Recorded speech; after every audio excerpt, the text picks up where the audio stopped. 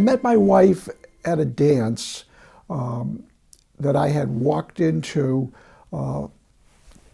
quite unexpectedly. Saw her sitting in a corner, and she looked a little bit befuddled, like she didn't want to dance with anybody that she saw there. And I asked her to dance, and we danced a couple of times. And I said to her, "You want to get out of here?" She said, "I'd love to." So I said, "Are you hungry?" She said, "I'm starving." So I took her into Boston. We went to the Playboy Club. I had a Playboy key at that time, and I was being, I was showing off.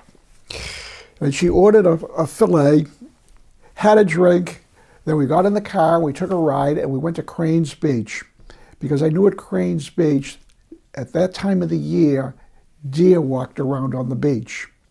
And she was enthralled with the idea of seeing all these deer come up to the car. And we started to date after that. And as we got more and more involved as a couple, I said to her, "We should live together." She said, "I don't do that." I said, "Well, maybe we should get married." She said, "I do that." My aunt, who did not know my husband, and his cousin, who did not know me, decided we were both getting old and it was time that we got married, both of us, and that we would be a perfect match. So they fixed us up. And the night we were supposed to meet and go out on a date, 2 days before I got a call from New York. I had been in New York and had an opportunity to be on Password. So I sent him a note and said, "I'm sorry, I'm going to have to postpone because I'm going to New York to be on Password." He called up, he said, "Fine, we'll reschedule." And he sent me a note and he signed it "as ever." And when I got that, I said to my friends, "I don't want to see this guy. Why did he write "as ever"? We have never met. He's got to be a nerd. He should have written "as never." However, we met 2 weeks later. This was in April. We were engaged in May and married in August. So I guess it was meant to be. I met my wife, Valerie, on a blind date in Washington, D.C. And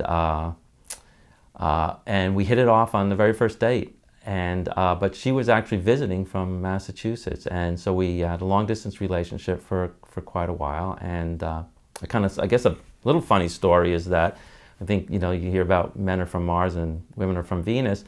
Probably after about the third date, commuting back and forth from Massachusetts to Washington, she asked me. She said, "Jesse, I want to know do you see a future in this relationship? Because we're traveling and I'm not getting any younger."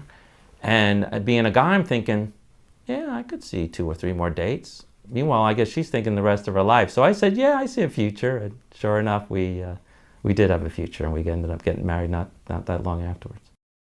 I met my husband at a bar, and he asked me to dance, and I thought he was nice looking, and I said yes.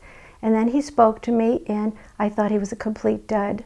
He couldn't really talk very well. And he asked me to dinner, and then we had dinner like 3 nights later, and I decided I would go out with him.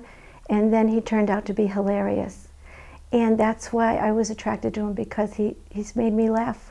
We've been married since 1977, so it hasn't been a dull moment every day of my life. He makes me laugh all the time.